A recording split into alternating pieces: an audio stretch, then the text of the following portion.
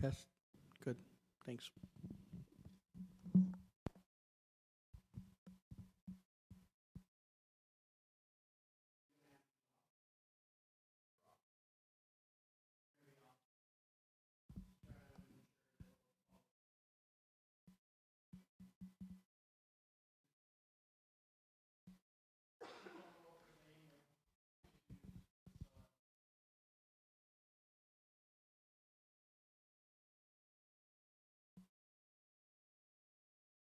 Did it not work?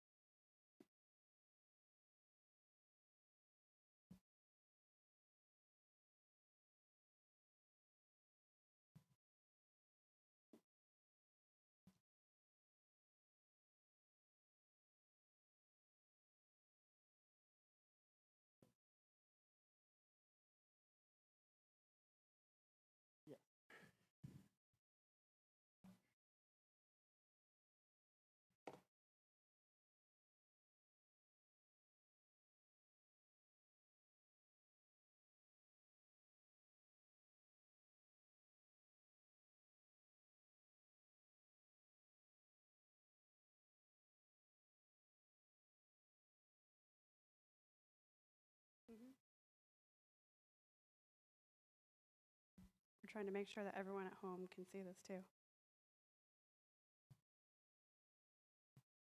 want me to try to share again?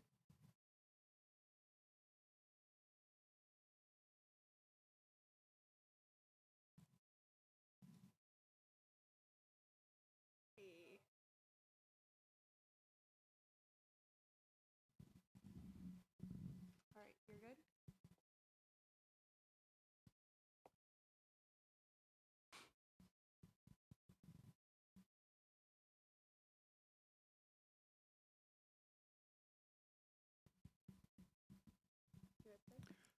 Yeah, I'll start just real quick, just to open the meeting.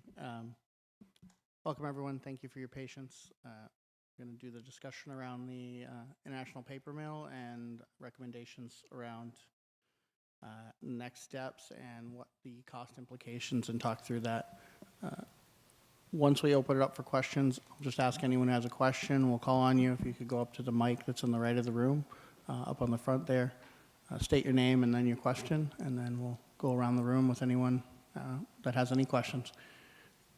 And that's about it. I'll hand it off to our town planner, Mariah, who's going to show and walk us through the opening here. And I'll officially call... You want me to call the joint meeting back? All right. I'll call the joint meeting back to order at 7:09 p.m. Hi, everybody. Thanks for coming. So this is a presentation on the former International Paper Mill. I'm going to do a very brief overview of the history to how we got to today, and then you'll all have a discussion about how to move forward. So the goals for today are to bring you all up to speed on the redevelopment efforts that we've already done. Can everyone hear me okay, first of all? Good? Okay. A little closer? Okay. I have to remember to talk quietly, but into the microphone. We're going to present 6 funding options at the end of this, and you'll all get to talk about them, and we want to hear your input on the pros and cons and preferences for all of it. So this is the layout of the former International Paper Mill. It's 43 acres, which when you drive by on that hairpin turn certainly doesn't look like it. The complex is 211,000 square feet, so it goes back quite a bit farther from the road than you can actually see when you drive by in your car. And the property wraps itself around the Millers River and goes up to the landfill. This is the view that you get from the road if you were a bird. And you can see in the front is all building 1, and then building 2 is behind it. We talk about building 2 a lot because it's the one that we thought had the most redevelopment opportunity to it. It's a very nice building. And building 1 was an addition later on that has had fire and a lot of weather issues. And so that one, for many decades, has not been as nice. This is a map of the whole complex. Again, you can see building 1 and building 2 down here, which you can see from the road, but it also goes much farther back and along the river. I just want to point out that this is building 8, which is the pump house, and that is the only building that I am proposing that we keep at this time. And this is a drone photo that shows those same buildings. Again, building 8 is down here along the river. This is the road that you would drive by on. I just want to get everyone oriented so that as we're talking about things, you have an idea of what we're talking about. And there's also handouts on the back corner.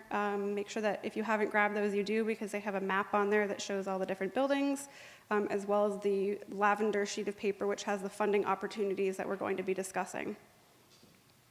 So the history of the mill is that it was constructed in the early 1900s. It was shuttered in about 2000, and after that was sold to a real estate developer who in turn did nothing with it, and we took it for unpaid taxes, which was a process that took several years but ended in about 2013. In 2015 and 2018, feasibility studies were conducted, and those were done by the engineering firm Ty & Bond. And that was a feasibility study as well as a subdivision feasibility study. In 2019 and 2020, we did a significant amount of hazardous material removal. So that included removing transformers, lead, asbestos, and we were able to pay for all of that with a $200,000 brownfields grant. And then in 2021, we started the installation of a new sewer pump station with a MassWorks grant that was $500,000 plus some ARPA money, and that will have the pump station ready for any new development on the site.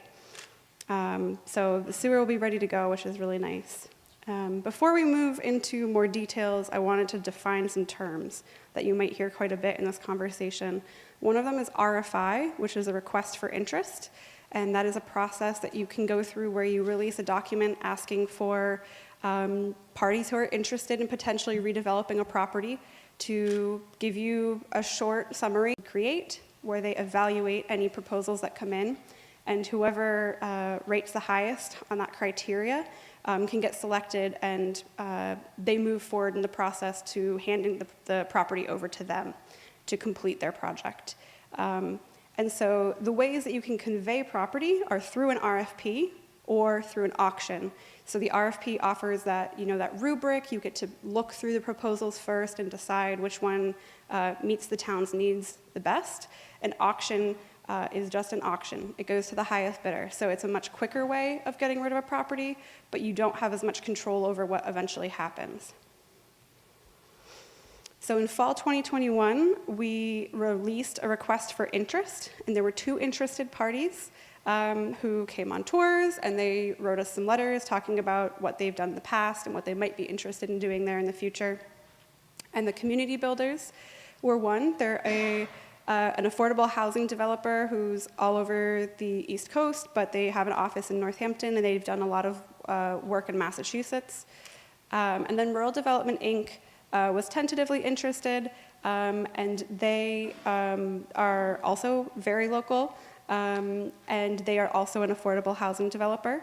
And so we went through that process, and we were like, great, we have 2 interested parties. And we also got a $600,000 grant for partial demolition in November 2021, so right around the same time. So we weren't sure exactly what was going to happen moving forward. But the mass development grant that we were awarded can be used for commercial or industrial uses, or mixed use, which would be commercial, industrial, residential, some combination of those. But it can't be used if we're intending for a project to be 100% residential.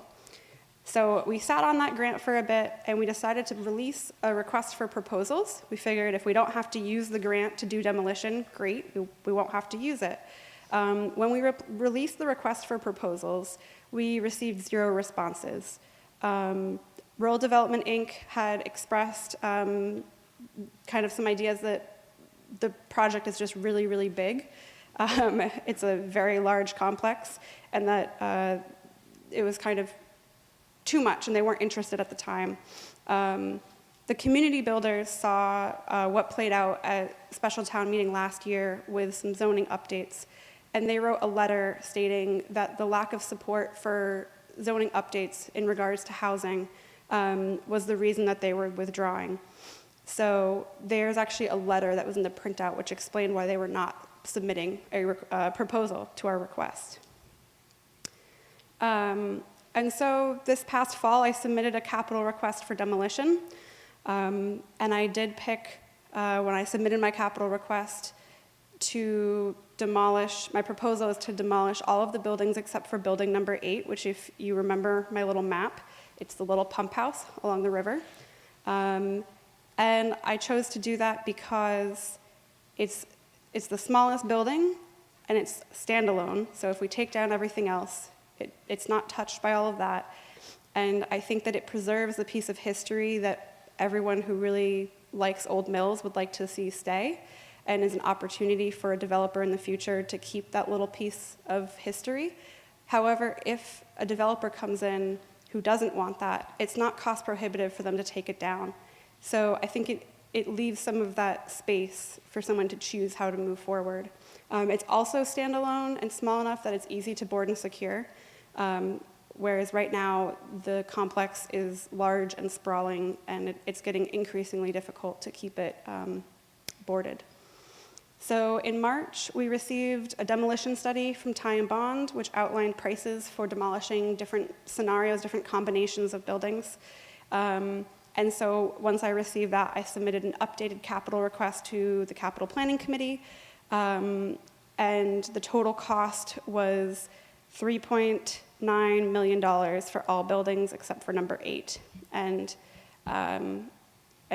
after several joint meetings, Select Board, Finance Committee, Capital Planning Committee requested a community input session, which is where we are now, to hear what your thoughts are on how to move forward with this. And so the lavender sheet has some financial scenarios picked out here for different options on funding the demolition of all buildings except for number 8. And Jackie will talk a little bit more about what these funding options kind of mean, and then we'll go from there. So Jackie's our assessor, and she can do some explaining. Good evening. So I'm just going to go over the words that you're going to hear, if some of you might not know what they mean. So the levy is what we can raise and appropriate. Now there's, so that's usually 2.5 plus new growth. But in Erving, we have a very limited new growth, or what new growth we get, because we have a low tax rate, really doesn't amount to much. So mostly it's the 2.5. And that is the tax levy limit. The levy is what we raise and appropriate. Proposition 2.5 override means that you go over what your tax levy limit is. And that's there are three 2.5 overrides. There's the standard 2.5 that everybody thinks about that raises the levy limit. There is the debt exclusion, which means you can take debt out but does not raise the levy limit. And you can spread it over a number of years for whatever the debt service is. And then there's the capital exclusion, which is a one-time, you raise the money you want, it doesn't affect the levy, and you get hit with your tax bill one time. The options that they're going to talk about tonight are the debt exclusion and the capital exclusion, not a 2.5 override that adds to the levy. The tax levy ceiling is the 2.5% of the total and full fair cash value of what we have for real and personal property in the community. Our tax levy ceiling is approximately $24 million. It's not exactly that, but that's about a rounded figure. The CIP, which is known, that's the commercial, industrial, and personal property rate. There are 5 classes of property in the state of Massachusetts that are taxed. There's residential, and open space, which is one rate, commercial, industrial, and personal property, which is the other rate. In Erving, we split our rate. It's called an MRF, and we shift the burden over to the CIP. It doesn't shift it completely, and there are limits to what you can shift, and we are at the maximum at a 65% MRF. Are there any questions before I go? Thanks.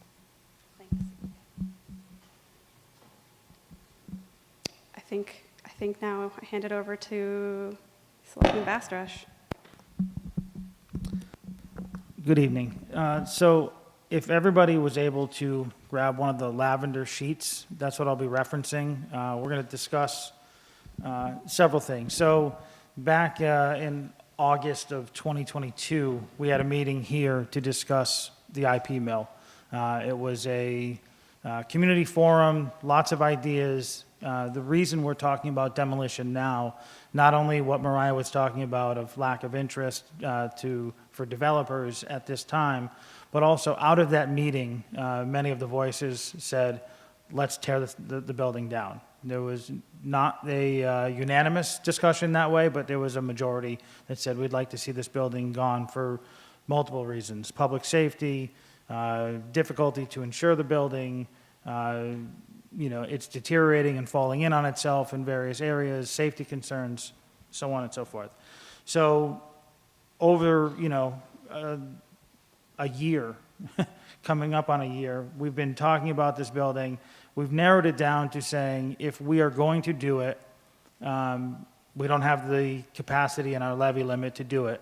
So we would have to do some version of an override, as was just previously discussed. So I want to just sort of call out some of the information on the lavender sheet so that not all of it is relevant to the bottom line taxpayer, but some of it is. So what you see are 6 options. The top 3 are if we were to utilize the $600,000 grant, that would leave $3.7 million left that we would have to spend to tear down everything. If we took out no money from stabilization and we just utilized our own funding sources to do that, i.e. an override or an exclusion, those are the figures you would see. Option A is a one-time, one-year assessment to your tax bill. And if you look over on the 3rd column, it says it's $584.60. Now, that's an approximation based on the average home. And I think on there, the average home was assessed value at $238,000 and change. If your home is double that, you can expect that approximation to look double. If your home is less than, a half of that, you can look at that approximation. So these are all based on the approximation of the average home in Erving of $238,000 of assessed value. Option B, B and C are saying, let's do that same thing, but let's take a loan. Let's do debt exclusion, and let's pay it off over 3 years or over 5 years. So what you would see in your tax bill for that average home is $212 per year. Over a 3-year period would be $636. If you were to break it down over 5 years, it would be approximately $132 and change. Over the life of a 5-year loan, that brings it out to $662 and change. And that's for the full amount of the 3.7. There was an idea floated that we could utilize some of our stabilization and offset some of the costs that go directly into the exclusion. So just for purposes of showing numbers, we said if it was half and half, after the $600,000 grant, if we were to split that remaining balance in half and do half through an exclusion and half out of stabilization, that's what those numbers represent. So we come up with the $1.85 million being spent, and then the average homeowner, again, with the assessed value of $238,000, if we did it one time in one fiscal year, would see approximately $292 added onto their bill for a one-time fee. If we broke it out and took out a loan for that $1.85 million and broke it out over 3 years, you could see approximately $106 a year or $318 total. And if you did it for a 5-year loan, it would be approximately $66 a year, and that jumps up to like $331, I think, or something like that, over the life of a 5-year loan. So the focus tonight, and at some point I'm going to hand it over to Jake and anybody else that wants to talk. The focus tonight is to figure out, what are people feeling what avenue we should go. We want your input, we want your feedback, so that we know how to move forward with this in an informed way, rather than just a closed, group of 3, 6, 9 of us that are discussing it at a meeting. We wanted more input, more public voices to be heard. So that's where we're at. Are there any questions on the numbers that I threw out there? Any clarification I could give on those before I hand it off?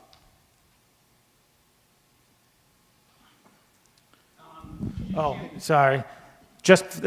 It's being recorded, so we have to ask everybody to go up and just use a mic and state your name. We got to get all those viewers at home to hear Hey, us. Mark Burnett, just clarifying question. I used to know it, I don't know. I feel like it's around 10 million. What's the stabilization amount at? And you may have said it, and I may have missed it. 10,309,423. That was as of the beginning of the fiscal year. So it's changed since then. It's gone up a little bit. Mm-hmm.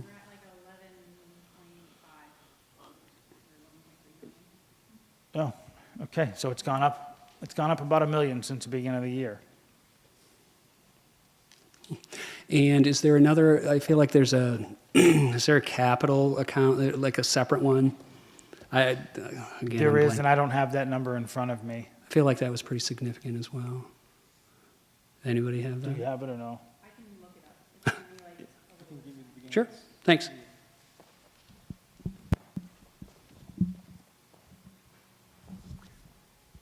Next question?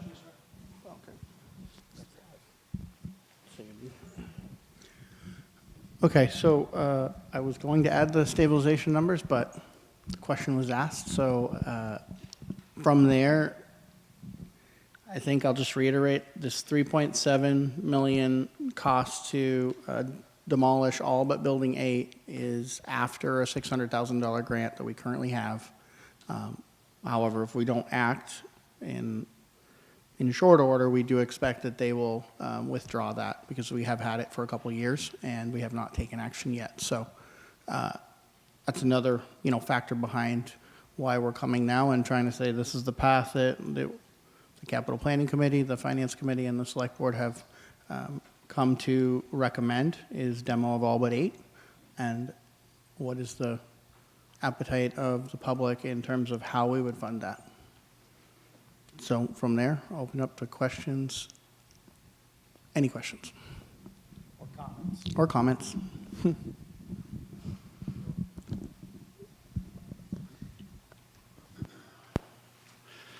Dick Newton. I'm just curious, you talked about that $600,000, and I believe Mariah said that you can only spend that money if you're considering housing at the same time. Did I misunderstand that somehow? The exact opposite. We can only utilize it if it has some component of commercial or industrial. It cannot be strictly housing.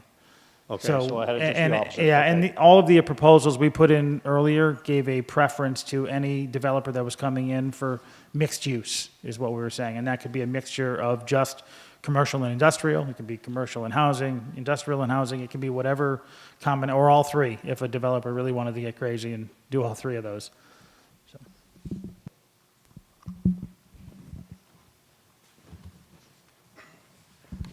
Good evening, Jim Lloyd. I'd just like to make a comment, more of an opinion, that if we are going to spend this money, my personal opinion is roughly $600 a year for 1 year, amounts to about $12 a week. And if that avoids paying additional interest over the long term, I'm willing to come up with an additional $12 a week and just go with option A and be done with it.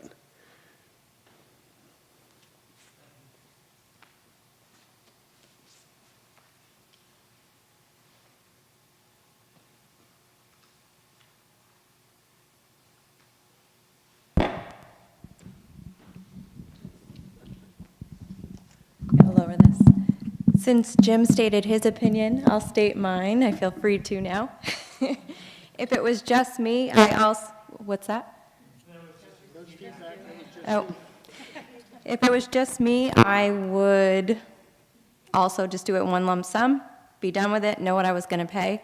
I think of the elderly and maybe the businesses, and I'd like to hear from some of those people.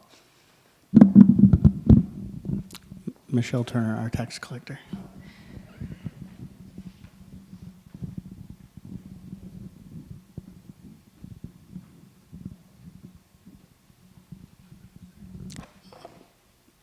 Other questions or comments?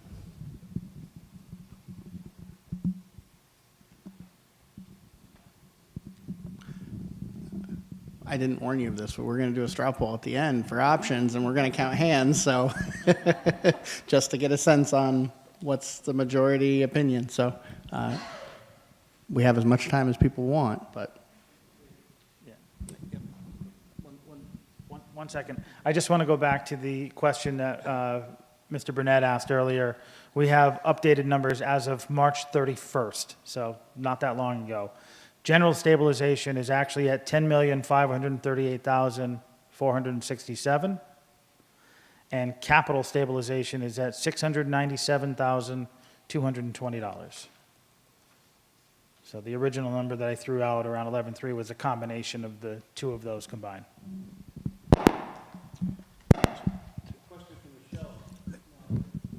Pete, 1 second. Question for Michelle. So when the tax bills come out, will there be a separate line telling you what, is this going to be a one lump sum? So there will be no description of what this is about? Okay.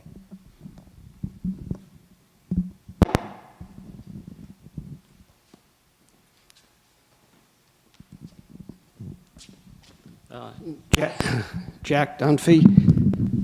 I'm the owner of Orange Innovation Center, and I love to see these old buildings get reused. I'm not convinced, or I'd like to see that this really is the only option. And if there are other developers out there to consider some reuse for this building, it would be great.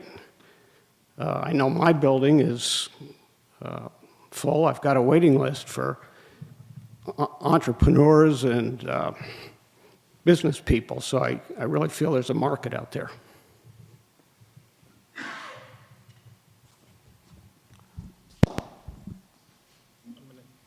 Yeah, I'll have him come up, but go ahead, you can take the mic in a second, but I just want to respond to Mr. Dunphy.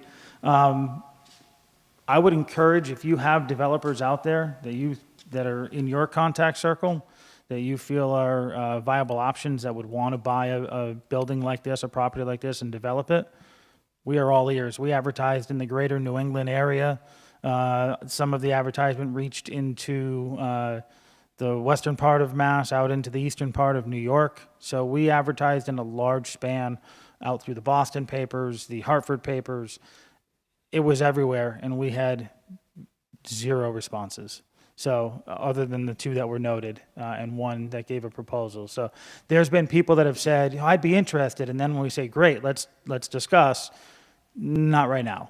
So that's where we're at. So I would encourage you, if you have your, let's go old school, your Rolodex of information of people, send them our way. We'll be happy to talk to them. Thank you. Edward Hines. I live in Wendell. I used to teach here. I'm wondering if you thought ahead of what the possibilities might be, what the options are if you go ahead with the demolition and use the $600,000. What's after that? Could you just sell the land to a developer, or would you, I'm curious about what happens. Have you thought ahead about what the next step would be after the demolition? Thank you. Good question. So we definitely, it was asked in the board meeting prior from the public, what's next in a kind of a financial sense, and so we definitely want it back on the tax rolls. We're not looking to keep it. We would likely be splitting it. There's a portion of the parcel, a large portion of the parcel that's pretty undevelopable, and it backs up to the the sludge dump there. So we would probably keep that because it doesn't hold a lot of value for development. But then the parcel primarily where the buildings are today, we would be looking at finding an interested party. And there's different ways we could do that. We can do a lease, a long-term lease. We can also do a sale with some first right of refusal should they decide to sell or leave that property in the future. So the options on what can go there are pretty large, given its location, the size of the parcel, the upgraded sewer system that's there. It's in, in range of town water. So they're in terms of infrastructure to support some sort of business or multi-use or anything like that in the future, it's well poised. It just has right now a structure that we don't see developers interested in trying to renovate or redevelop as is. And it takes that burden away by doing this and makes the land much more appealing. Forgive me, your answer brought on another question. Have you done any marketing studies on the feasibility of using that land for industrial or mixed use? Yes, we did a full study. I don't have the dates right in front of me, but the team might recall. I want to say it was 2018, and then we went back to the engineering firm that did it and had them relook at it under a commercial industrial focus, because we had some industrial parties that were interested in a portion, not the entire. And so we have those studies, and we have them on the website in with the portfolio of information that's there about this site. Is that industry could be placed there and thrive? Correct. Thank you.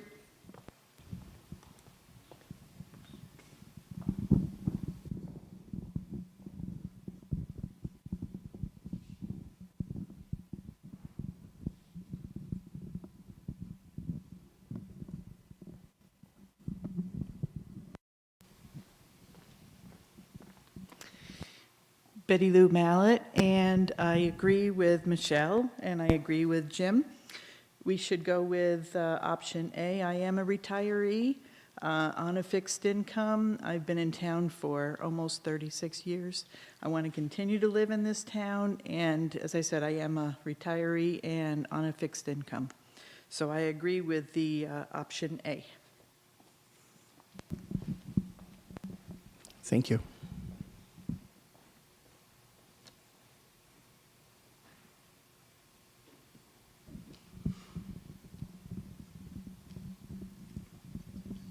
Any other questions about path forward, funding?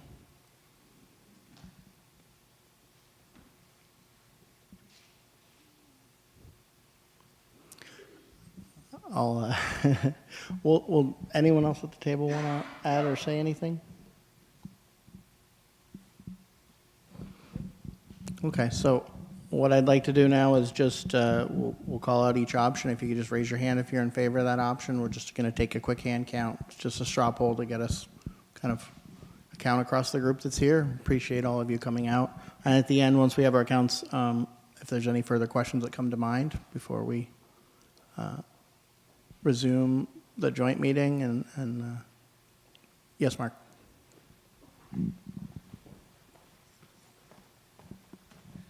I was just thinking, since you're going to be taking a straw poll, has any thought been given to using part of the 11.5 million that has already been raised to pay for that? I know you talked about using half, but is there an option of just taking it out of stabilization to pay for the entire thing and not do a debt exclusion?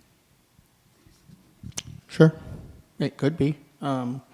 We did some rough numbers earlier, and I think we were a couple 100,000 different in our beginning of the year number from our current one, about 230. 1 second here. So, taking out half, put it at us at just under 9 million left in there, which, still sounds like a lot, but sounds like a lot less than 10.5 to me.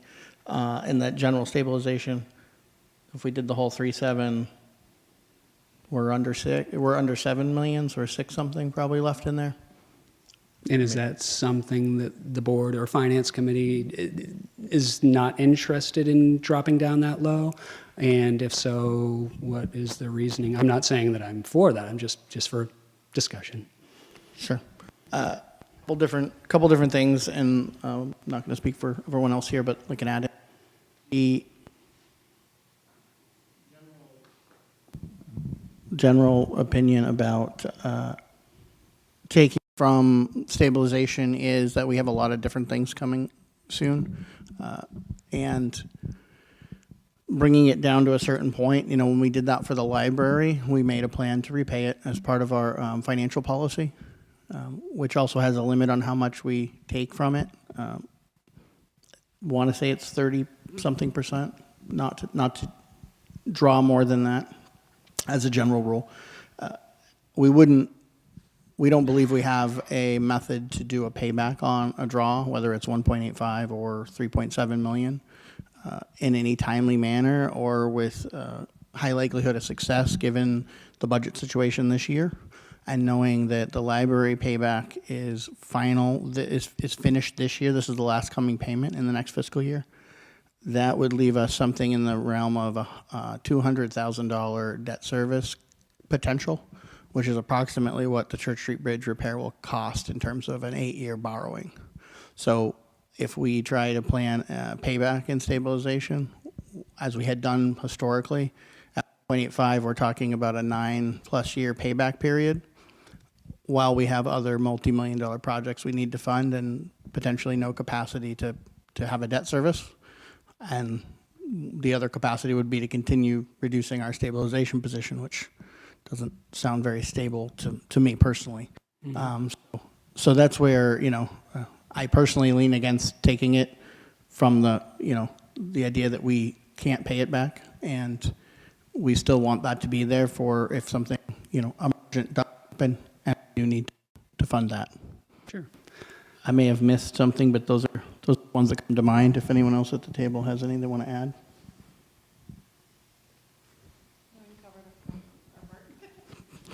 Okay. Yeah, that's great. That's exactly what I was thinking of, was how the library was funded. But if I understand you correctly, I think you're just saying, well, where we're at, certainly with this upcoming fiscal year budget, you just don't see the ability to pay that back like you did with the library project. Okay, thank you. So it'd be more of a permanent reduction, just to cap exactly what you said. Could you give us a little more detail on, there's 43 acres that we're talking about, true? Right. How many acres would be offered for sale for industrial development? How many acres would be untouched because of the landfill, because it abuts the landfill? And how many acres would be left the way it is? Would you be offering all 43 to developers? No. That's my question. Okay, gotcha. Yeah, 1 second. Mariah, I think you're going to go back to one of the early slides for me. Thank you. So this map here, and I know some of it's a little small, but the yellow outline is the overall parcel, the 43 acres. And kind of where the IP mill being on the top left there, kind of where it narrows and then heads towards the uphill right there. That's approximately where we have anticipated That's about splitting that parcel. 4 acres, isn't it? Yep, it's approximately four of the, no, it's six. Six, I'm sorry, it's 6. I'm reading the 4-0 plot number. It's approximately 6 acres in that area that we would deem as kind of more of the improvable parcel for commercial industrial, and then the remaining 37-ish along the rocky hillside and up to the dump area would all be retained. Is that under any, like, 61 status or anything like that? No? No, it's not. It's just town land, then? Correct. Right. And at the end, oh, I see, is that the dump, the lighter shaded area? The Correct. landfill? The That's landfill not area, the yep, landfill, the landfill up there, yep.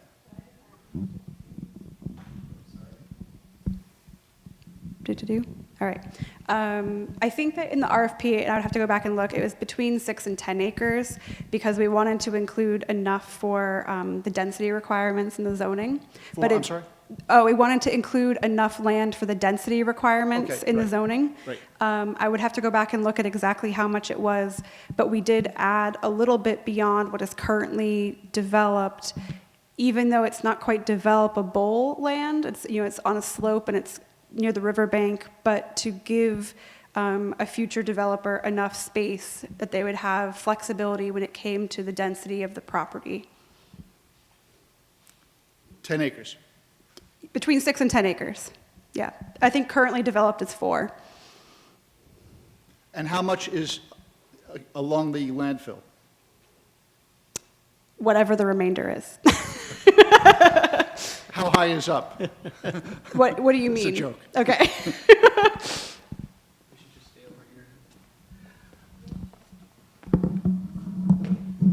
Mariah, oh, sorry. Could you clarify a bit more about the density requirements? Can you explain what you mean by that for possible developers? What is density? If our planning board chair doesn't mind explaining, I think she'll do a better job. I've got my planning board hat on now. So in the town of Erving, we have density requirements. You can build, but you have to have so much of pervious surface versus impervious. Impervious is a building, pavement. Pervious means rainwater can come down and permeate. So there's a percentage of the lot size that can be impervious and a percent that needs to be pervious. So in Central Village, which this, the IP mill is in, is the Central Village one, is our most permissible one. I want to say that it's 70%. So actually it's 35% that you can have as pervious surfaces. But in order to develop the site, because it would be at least a half acre and 125 feet of frontage, we might be able to get, 4 acres, we create frontage, you might be able to get 4, maybe 5 lots out of it, but the extra that Mariah's talking about would allow the developer to actually build on the flat land that the mill currently occupies, because they'd have open land in the back to compensate for it. And these 4 and 5 lots, what kind of size lots are these? Are these for bigger industrial uses? Or are you talking like, Well, when you say 4 or 5 lots, it sounds like housing, building lots? no, a Central Village is a half acre and 125 feet of frontage. It doesn't matter what you're using it for. That's what it could be developed into. Now, a developer, an industrial, they might want 3 of them, so it might be an acre and a half, which cuts down on it. But if it were to be subdivided according to our density dimensions now, that's the minimum it would be half acre, 125 feet of frontage. You could put housing there, but it's not, it's not ideal for a single family home and stuff like that. It is pretty, it's a nice lot for industrial. It's next to the railroad tracks, it's next to Route 2. So that would be my hope personally, that it would be redeveloped into commercial industrial, again, to expand our tax base and that sort of thing. Thanks. Just waiting for this one. Just a little more clarity. I think if you go back to the 2018 study, the drawings that were rendered up for commercial and industrial use, I want to say had 3 or 4 buildings.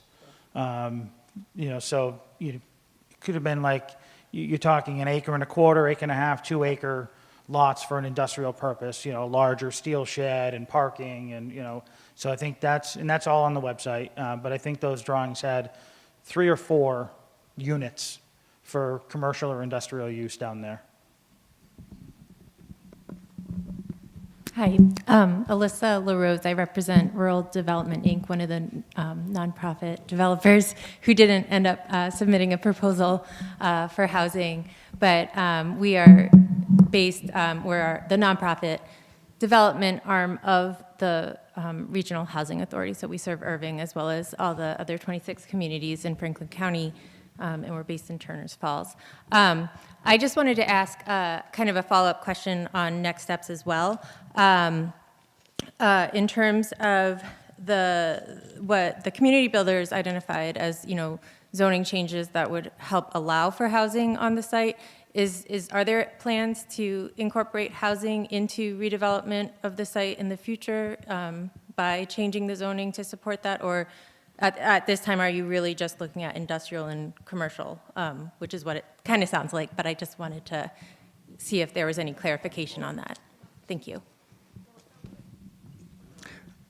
I'll start and then I'll let someone from the planning board add, or whatever hat they're going to bring to the podium. So that proposal that is referenced by community builders was voted down by the public. So whether or not it's going to be brought back, again, I'll defer to the planning board and what their plans are. However, I think that the board, because of the feedback we've had from the community, has always focused on mixed use, at least, and some interest in commercial industrial. We don't have the most varied base of commercial industrial, business type tax base in town. So adding to that and also adding jobs in the area, et cetera, is high on our list, as well as, concerns about our housing mix.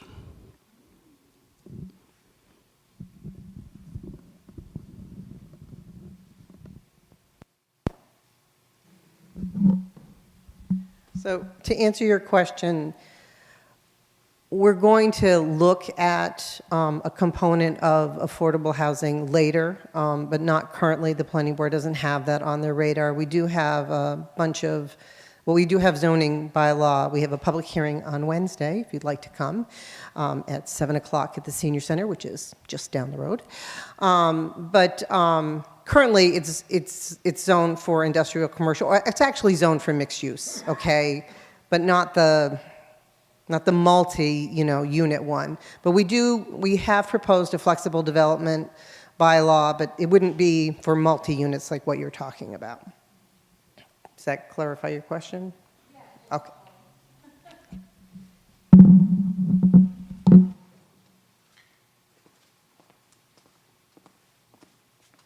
My name is Hannah Neville.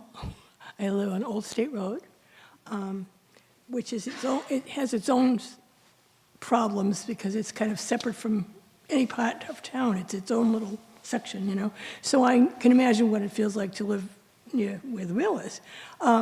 I'm wondering if you're giving any thought to the present cliff. You have to take a U-turn around to go down, and then the alternative to get into the area you're talking about is to go through Millers and across that horrible little bridge. Are we going to clean up a lot of things or just do land? You see what I'm asking? And I don't know if we have to do it. Does the state have to do it? It's a multi-process. It's okay. You're back on? Okay. So that intersection is a rough intersection at the top of that hill. And so as part of what we're talking about tonight in terms of demolition, that would not include anything to do with the road. But separately from this conversation, we've started talking about how that intersection poses a problem and that road itself has some issues. So right now when you drive through Paper Mill Road, a lot of what looks like the parking lot for the mill is actually the road layout, but it just kind of all became one at some point over time. Mm-hmm. And so in the future, we do need to clean up, whether demolition happens or not, clean up the edge of that road to define curb cuts where people can go in and out of that parking lot, where the edge of the road is, and just have that be a cleaner transition, as well as potentially fixing the curve and grade of that so that it's a little easier to navigate, because right now it is a pretty tight hairpin turn with a pretty steep slope. And I know that the highway department would love for us to fix the intersection at the top where there's currently, I think, Jersey barriers. Over the years, there's been different ways of trying to keep trucks from just running over whatever's there. It's a tricky spot, and I know that MassDOT has also had concerns about the traffic at that area. So there's definitely work that has to be done. Whatever is decided in terms of demolition won't directly affect that, but obviously if we're trying to attract developers there, the more we can do to spruce up that area, the better. Sure, okay. I just wanted you to keep it in mind, maybe. Do you know what I mean? I will keep that in mind, absolutely. Every time I drive over there, I have the same feelings, so.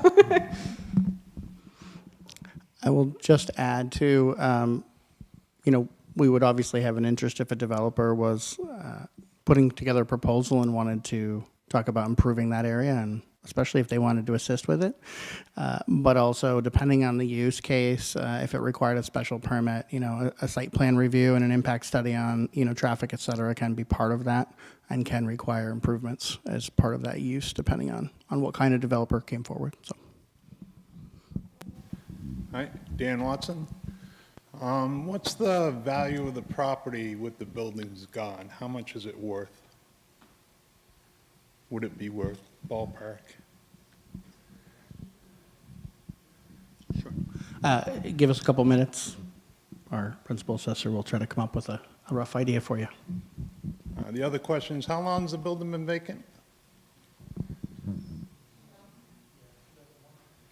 22, 23 years? Yeah, since about 2001, so 22, 23 years. And so is that still an option? What's still an option? I'm sorry. To leave the building vacant and just do nothing? I mean, technically, yes. We have, challenges with insuring it, and there's liability risks. We've spent a fair amount of money securing that site, which usually is thwarted on a very regular basis. And I don't think any of the taxpayers want to spend a bunch more money trying to continue to keep it secure. To limit that liability, we also have areas of it that are starting to collapse and fall in on themselves. And so there's some, potential risk there, as well as, what other risks, I'll just say not to envy our neighbors, but we don't want to be in a situation like Oranges with that site where they had the fire. Yep. And, we've had a mill that had an arson already once in our town and had to pay to clean it up.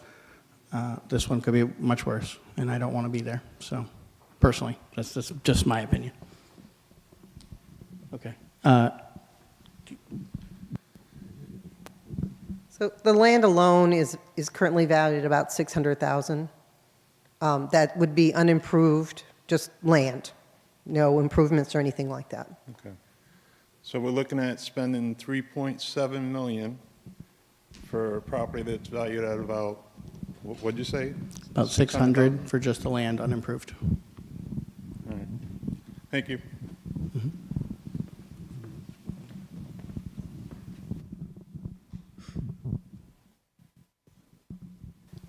Just to follow up on that, the $600,000 would be the cost of the land, but there'd be a benefit of having that property put back on the tax roll and what we could gain from that over an infinite number of years? Absolutely, and assumingly improved from there, because likely no developer is buying this just to have open space. So that's the current value of the land. So yes, and that would be unimproved. So say a developer comes and just uses all of it, right? I mean, the value is about 1.2 million with the building in disrepair, and it's not on the tax rolls because the town owns it. So if the building were demolished, okay, and we were to remarket it and a developer were to build on it, it would go on the tax rolls and we would get taxes from it. So it would have more value than the 600,000.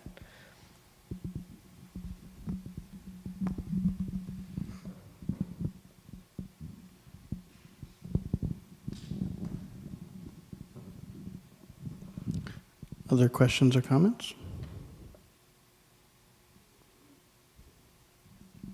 All right, we'll go through and do a real quick straw poll. All those in favor of proceeding with option A, please raise your hand.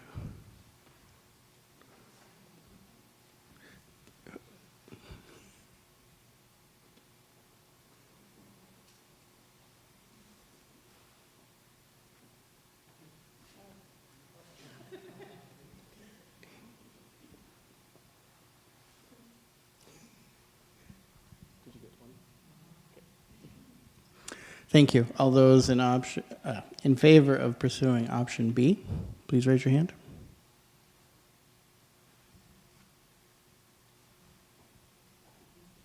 Thank you. Those in favor of option C.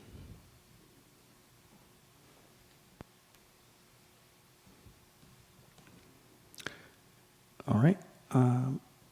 Moving on to half from stabilization and half from exclusion. Those in favor of option D.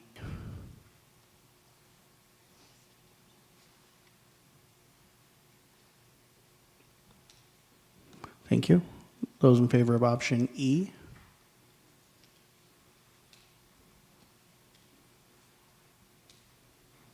Thank you. And finally, those in favor of option F. Okay. Thank you. So just to give a sense for the group, appreciate you all participating in that. By an overwhelming majority, option A was the most favored out of the group. So we appreciate all the input and thank you. If there's any other questions or any comments before we continue on tonight with other business, which we'll start with the board and committee up here discussing just any feedback from this meeting, and then from the public input, and then kind of discussion of what our next steps are, and then other business. Yeah, 1 second.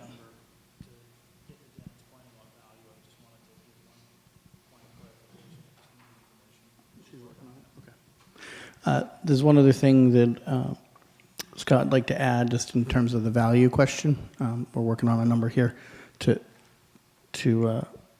talk to.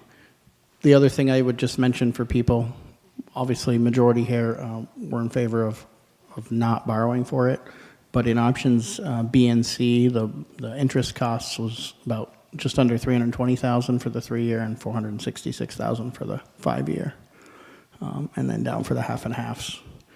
The 3-year was about $160,000 in interest, and the 5-year was about $233,000. So that's across the whole base of the town, obviously. You good, Scott? Yeah. So I just wanted to touch on the point that you mentioned about the $600,000 value of the property. My assumption would be that when we sell this property, if it is demolished, if we go down this path and there's a developer that comes in, there'll be a cash payment for the property up front, 1. But 2, if it was mildly, redeveloped, around a $1.5 million assessment brings in about $20,000 a year. So, it would take time to get there, but there is a return on investment because it's back on the tax roll. It's not just spending the money, turning it into a forest and leaving it there. That would be no return on investment. This one at least has a return on investment.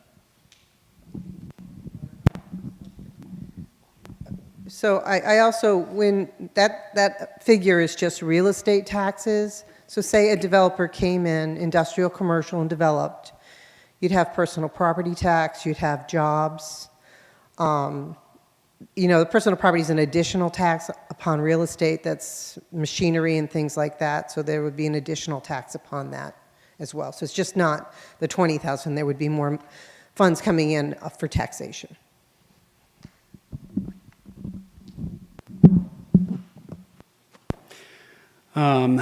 So I've been around here for a long time, and I've seen another mill building get taken over by the town, while that company left it there for us to deal with.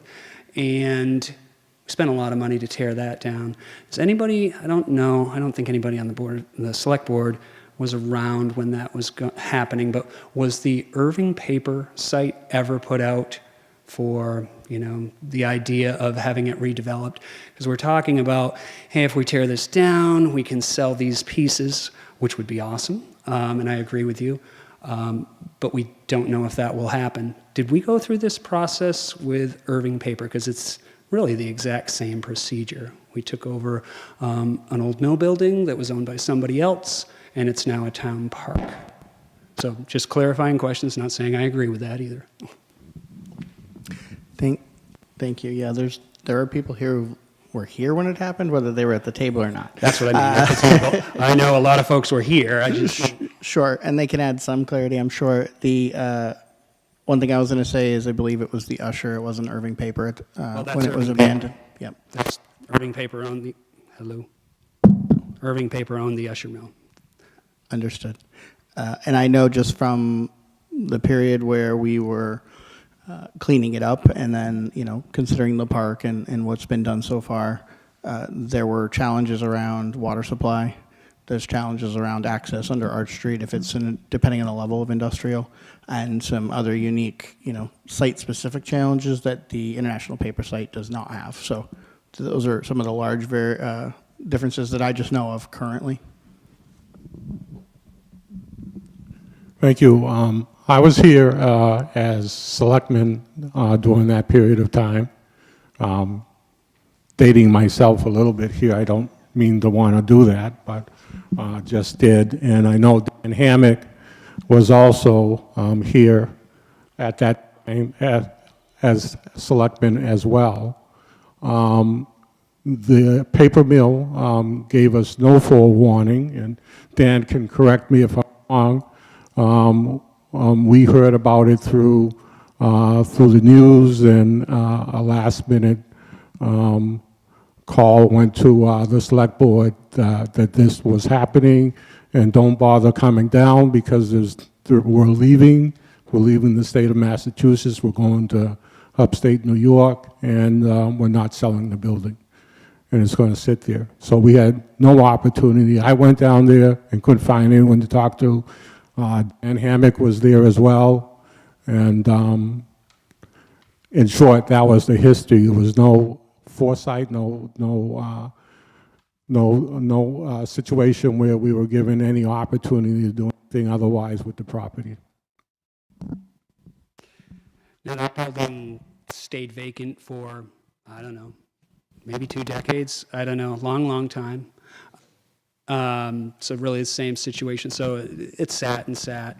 So that's why what I'm getting at is it's the same situation, and it seems like either we didn't get anybody interested in developing down there, or it was never put out to that. Maybe Jackie knows. She's got her hand up. Mm-hmm. So the usher, and I don't want to correct you because technically you're my boss, but the usher wasn't owned by Erving Paper Mill, it was owned by people that were part of the House and Family.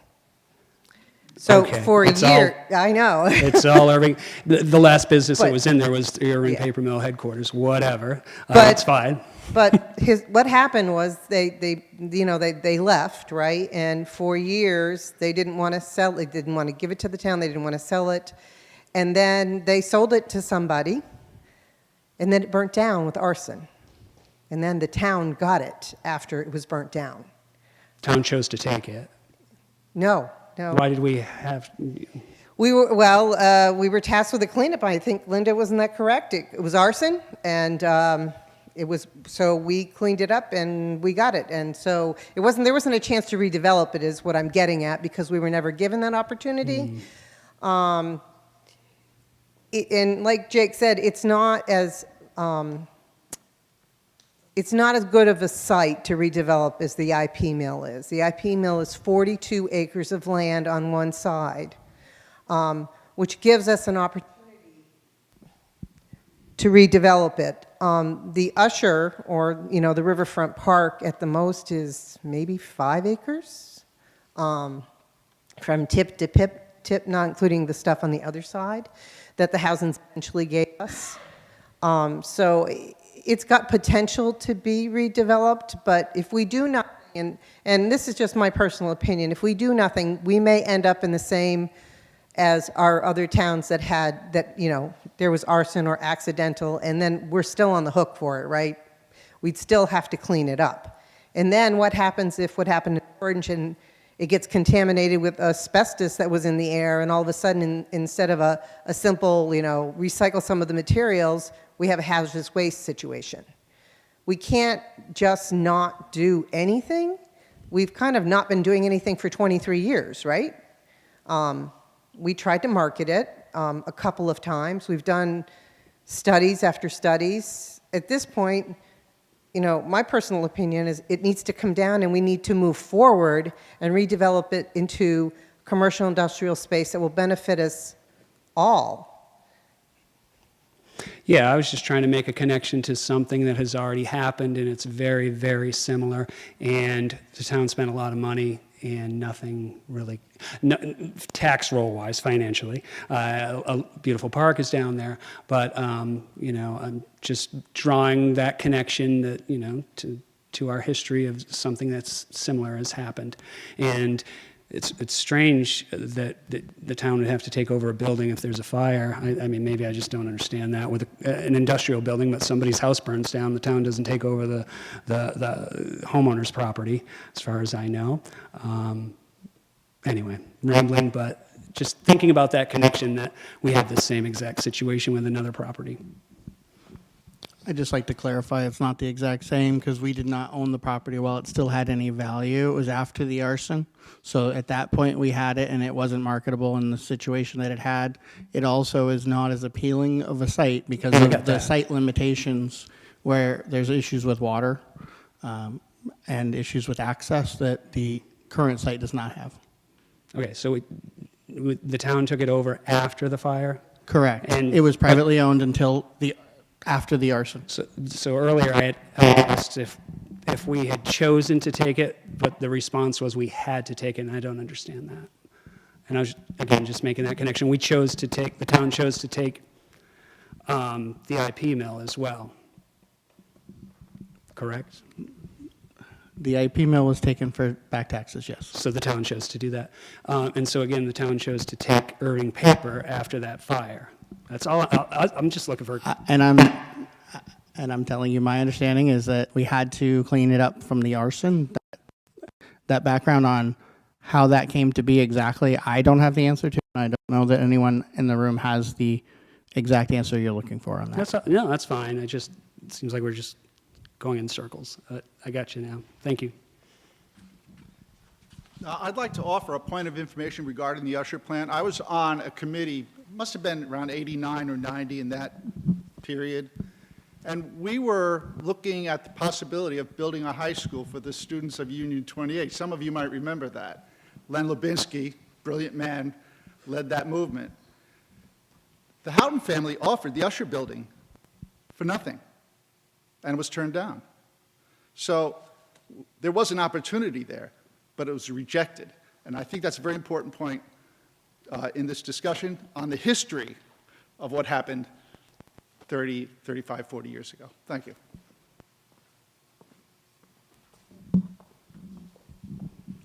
Thank you. Dick, did you want to add something or no? Mr. Newton? Anything else anyone would like to add?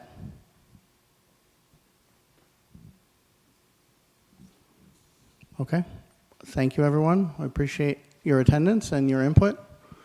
And we will, yeah, you're welcome to stay. We're going to continue conversation up here about this and then the rest of the board business. So, again, thank you all for joining us.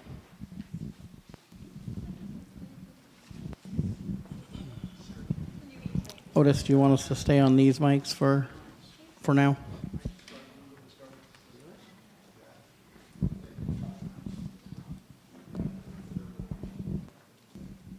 Totally fine. Okay. So,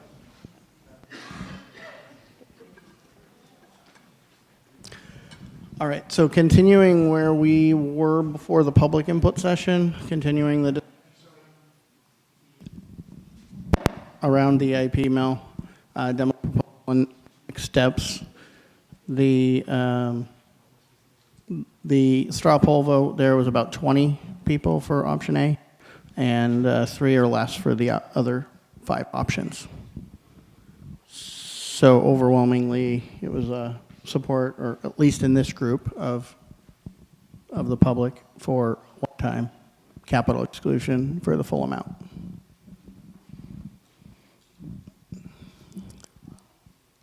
In terms of next steps, any discussion on that? We can talk through that, if there's any other information anyone wants, or we can schedule so that everyone has had a chance to kind of digest everything from tonight and the feedback, and we can circle back and continue the conversation and come up with what our plan will be in terms of moving forward, and if we're going to put an option on a town meeting warrant to have the greater public consider.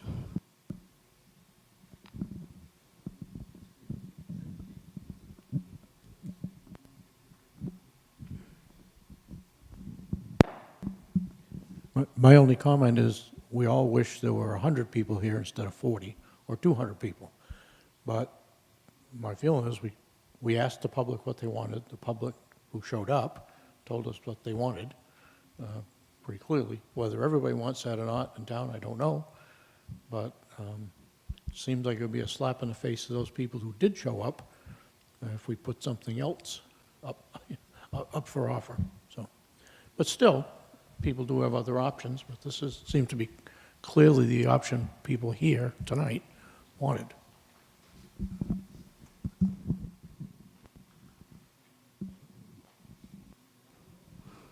Agreed. I guess the question for the table is, does that mean someone wants to make a motion on a plan forward? Or would everyone likes a little more time to digest what they heard before we plan any action? I'd like to move it to a new agenda, a new meeting, have a little time to digest it. So that was one vote for regrouping in a little while, give it a little time to digest the comments and feedback from the public. Just to clarify that stance, the reason I say move forward or not move forward and wait and digest is we have town meeting coming up in a few weeks. I'd like to see how that budget plays out, how those, what that impact is before we start making any commitments to future costs and expenditures. I think that makes sense to the table. So we also are projecting to have a June special town meeting anyway, so we'll be getting together to talk about those articles later in May. So that's not that far away. We'll plan to put that on agenda. We'll reach out and set a date for that, unless all of you want to do that tonight, but I'm going to say we'll do that after the ATM. Okay, so we'll do that.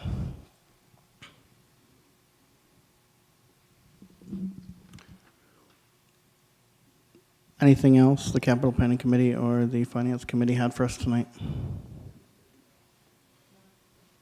No?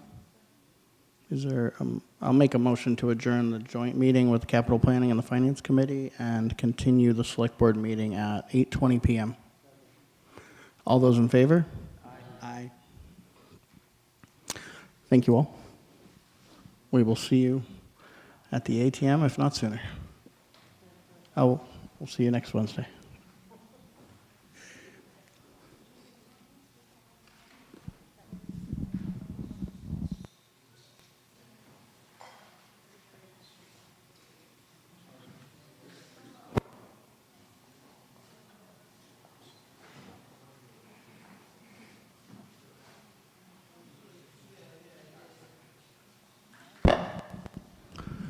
All right, everyone, we're going to take about a 2-minute recess here just to switch over to our other audio setup for everyone to have easier input here. So give us about 2 or 3 minutes and we'll continue from there.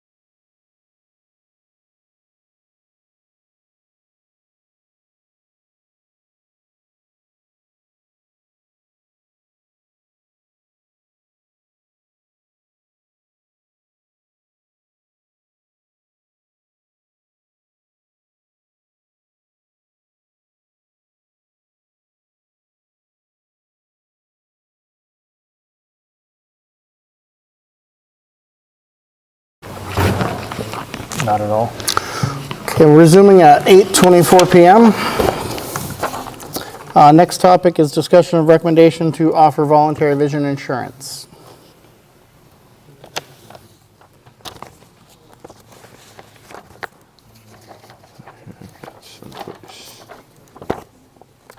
So, who wants to talk to that?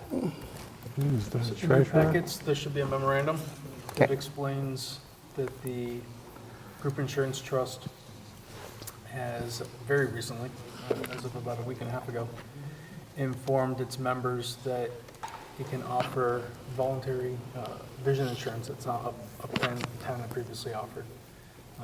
So with that notice, we quickly We're not mic'd, we're not on the PA, Yeah, so so it's project just- for. it's just us. Thank you. So Jennifer's office quickly worked to notify the Insurance Advisory Committee, called a meeting. The members were great to quickly pull together a meeting to make a recommendation to you all. So after consideration of the information that's in your packet, the IAC did vote unanimously to recommend to the three of you that we add a option for voluntary vision. And it would be at the rates described in that packet. There's a sample of the letter that was sent to the unions. And Jennifer's here if there's any questions about specifics. I have no concern. As a state retiree, we have that same package, and it's a very good package, and it's I think it would be received very well. Agreed.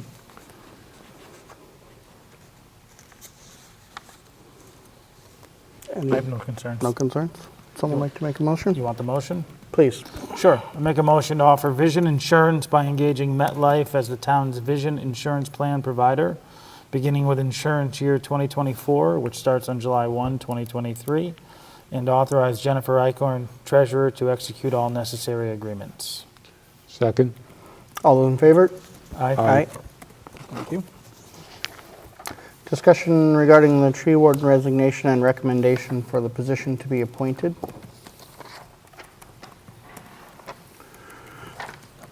So our recent tree warden, Mike Gordon, has resigned from that position effective April 9th.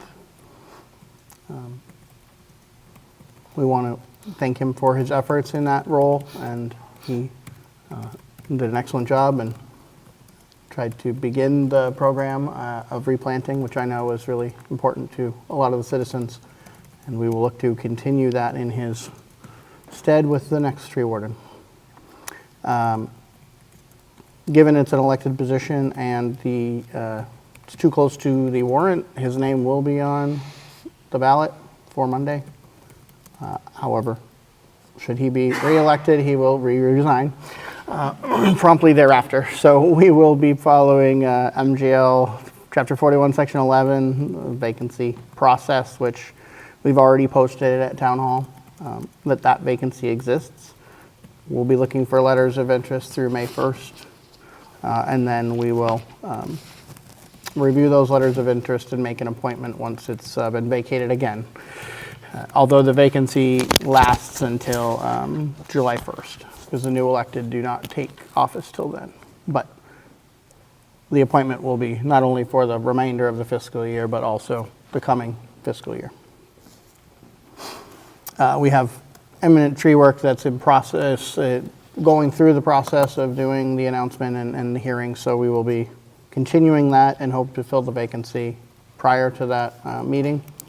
If not, we will have a town official stand in and continue that process. The other recommendation from our former tree warden was to consider transitioning this to an appointed position. Considering the amount of cooperation required with the highway department, contractors, utility companies, et cetera, and the majority of this work is done during the workday when it's not emergency work, which can make it challenging for someone who holds a 9-to-5, Monday through Friday employment. And we have information on what that process would be if there's interest. And that's summary. If I left something out, please chime in.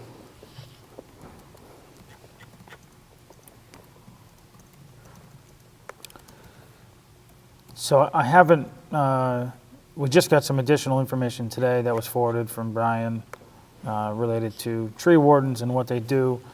For me, it's a little too early to say that I'm ready to say that it needs to go to appointed. I'd like to review that stuff, review his recommendation as to why. I understand the reasoning behind it. It makes sense. A lot of the elected officials throughout town are also employees that work during the day, and they're not available for these types of things. It just so happens that ours worked for the highway department, so it could be available to, so I understand making it an appointed, and I think part of the recommendation was if that doesn't happen that way, maybe folding it into part of the highway and making that work be part of that job description and looking at it that way as well. So there's multiple avenues we need to dive into a little bit more before we just say, yes, that's great, make it appointed and move forward. In the meantime, we still need to appoint somebody to get through the next fiscal year, because none of the changes that we would make would happen for this coming fiscal year. So we've got a little time to think about next steps after we appoint somebody to fill the shoes. I may have missed it in there, or maybe it's in what came now, but there's no requirement to have a tree warden. It can just be work done by a department, or no? Or do we know? I'm not sure how you would do the public hearing process under the statutes for the public shade tree cutting, trimming, without a tree warden to administer it. Okay. I guess that would be my question. Does that happen, or does every town have one? I don't know the answer, so Right. we could look into that. We've got lots of time. Just wanted to voice that was a recommendation, and that was something to consider. I believe the process would go to an annual vote, right? It's a town meeting vote. A town meeting it's vote? a ballot Okay. vote. Yeah, both. So it wouldn't be something we'd be considering until this time next year, putting it out there for the public, unless we did something special, but unlikely for this. Anything else regarding the tree warden at this time? Encourage people to put in their letters. I don't know who was first, so, okay, Jackie? Thank you.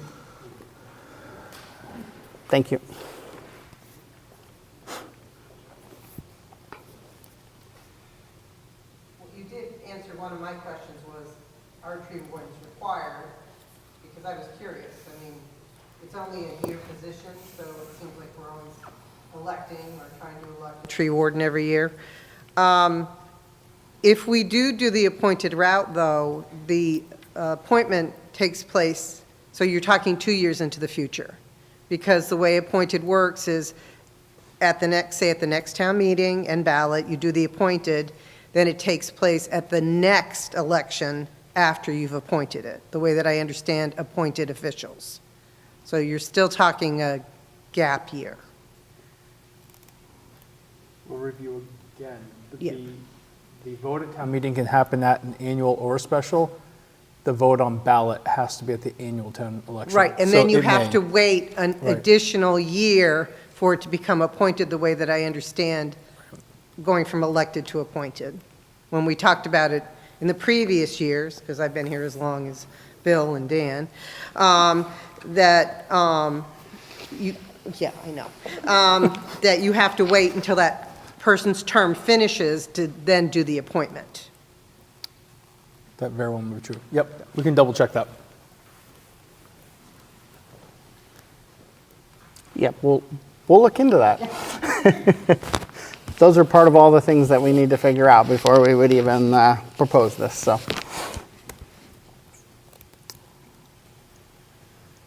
Okay. Yes, sir, did you still have something to add? And if so, you get to go up to the mic like everyone else.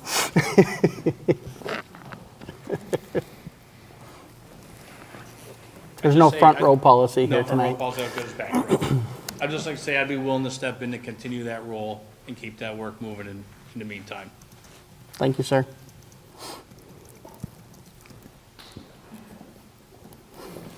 Other questions, comments? None. Discussion regarding the highway department vacancy for the highway foreman and the equipment operator positions. So similarly, our equipment operator has resigned, Mr. Gordon, pursuing a new opportunity, but we want to thank him for all his time with us and all of the work with the department, and wish him the best in his newish opportunity.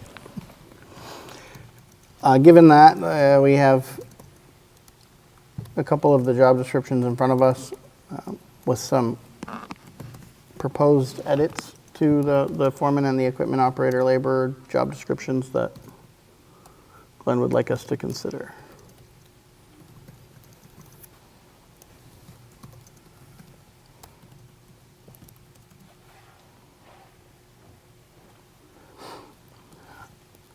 I know we just got them, so there's nothing nothing expected tonight, more than just to take them and review them and then come back at a future meeting and discuss. But if there's questions for Glenn while we have them, please welcome them now, but that, there's no expectation. Just one question. On the highway foreman, been no change since it was previously written, correct? The way it was presented to us was the previous job description? No, there's revisions. There is revisions in there? Okay, so it wasn't red line, so I wasn't sure. In the Word version, it's track change. Okay. Yep. The Word versions have the Okay. notes and the track changes where the PDFs don't show that. Got it. That's why we have both.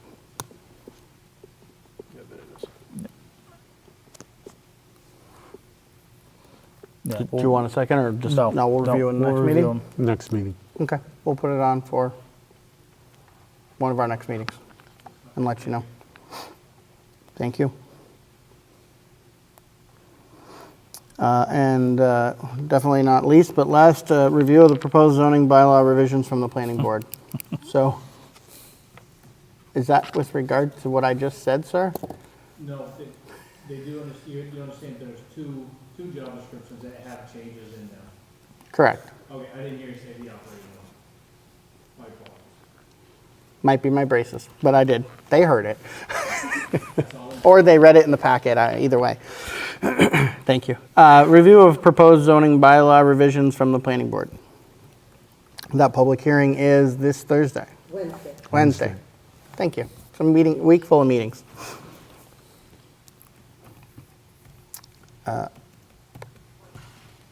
There's a lot there, but if there's anything that... I gave it a quick read. Right. There's a lot there. I did have, and they're all just like very slight questions. Jackie, if you could, when I'll do my best. yeah. And I'm going to ask you to do it all from memory because you don't have the form in front of you. That's true. Deb could back me up if I mess up. Yeah, I know she will. I'm not worried about that.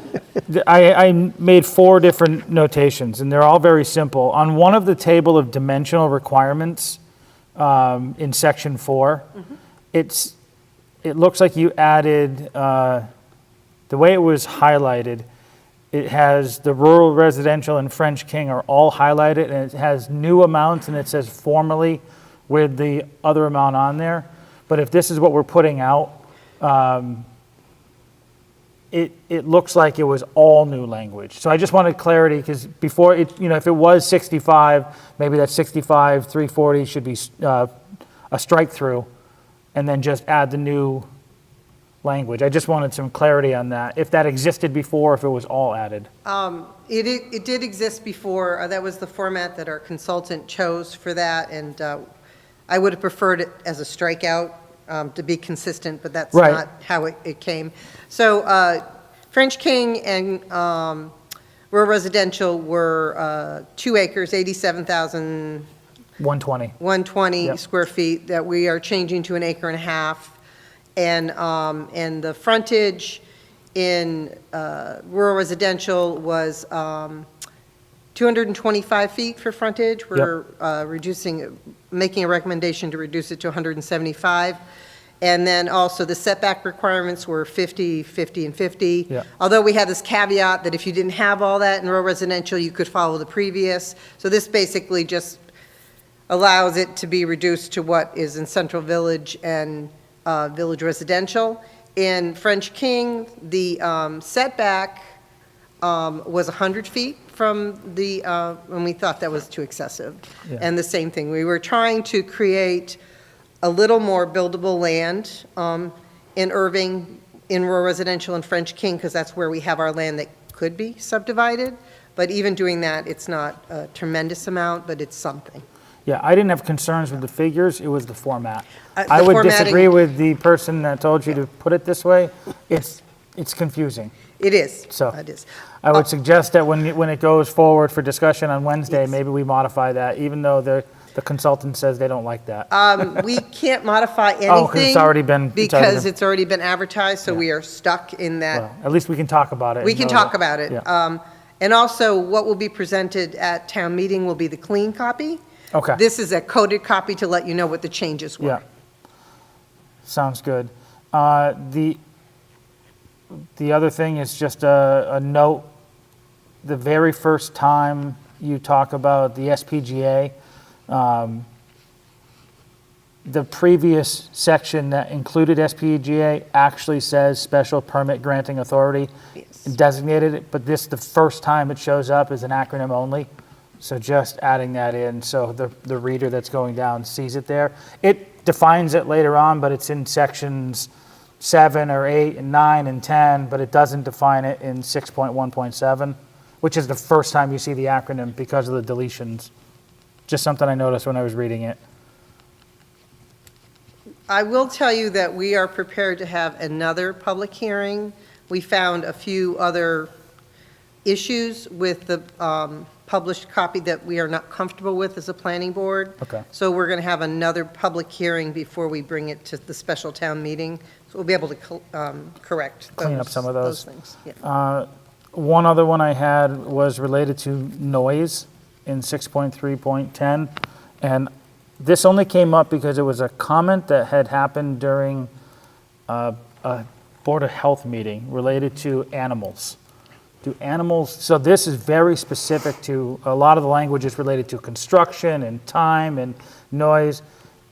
Do any of the zoning bylaws speak to livestock noises or animal noises? And I figured you would be the person I could ask that question to.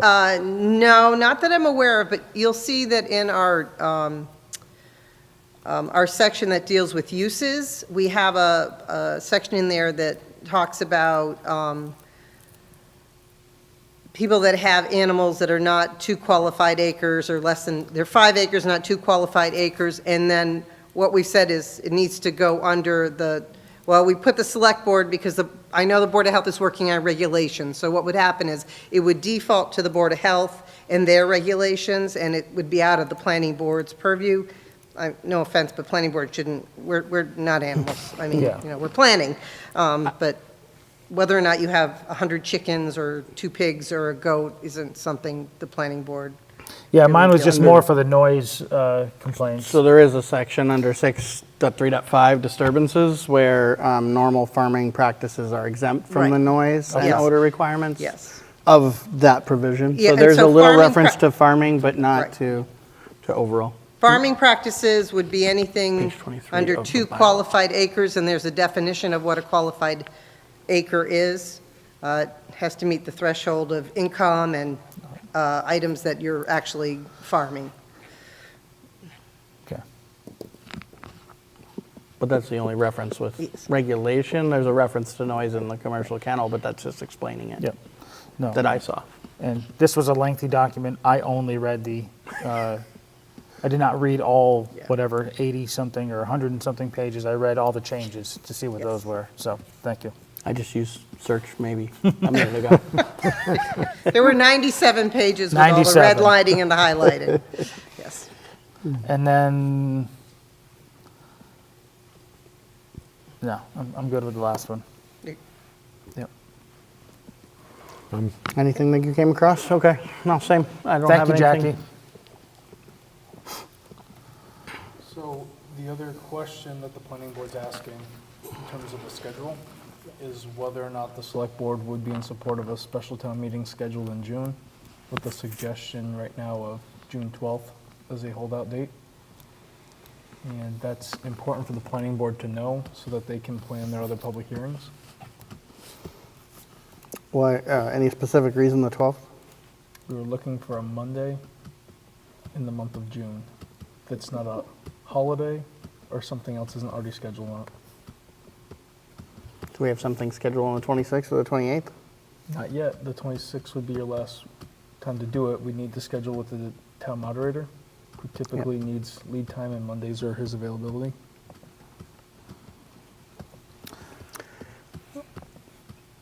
I was thinking later, too, just because we have other items that need to go on there. Yeah, and I don't know what we may need to put on or have to do in 2 weeks from now, 3 weeks from now, and that gives us An a additional week or two to get it done after the ATM. Anything that we may need to put on there. I don't think we're ready for that. I don't think so either. We have kind of what's the final school number, and if they still need funding for the budget for this fiscal year, and a variety of different things. So I would say let's look for availability on the 19th, 26th, and 28th. 19th is a holiday. Holiday. Oh, thank you. I think I just told him that 2 days ago. The 26th or 28th, initially, I mean, I'm thinking is a. I'm getting some thumbs let's up from see the what. second row. Let's see what the moderator's availability is for those Okay. dates, and if we need to consider if there's a sub, we can maybe try to hit the 12th. You can ask him about the 12th and 14th, but I'm not. I mean, there's the 21st as well, but yes. Later in the month is fine. We just need it before the end of June. Yes. So, Understood. Because we have, this consultant was paid by a grant, and everything needs to be tied up in a nice little bow by June 30th. So the town meeting is the last week. I will aim for those that week. Yeah, I mean, throw out a few different dates in the latter weeks, but I would say further to the end is our preference right now. Okay. Because, yeah, it's a tight timeline as it is. Yep. Agreed. Do we know, and there's a question for you, and yes, I will make you get up there if it's not just yes, no, please.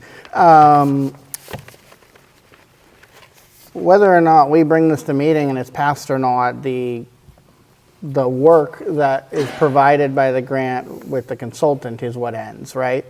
Yes. So we can continue, it doesn't have to be adopted. We just don't have that consulting work any longer after June 30.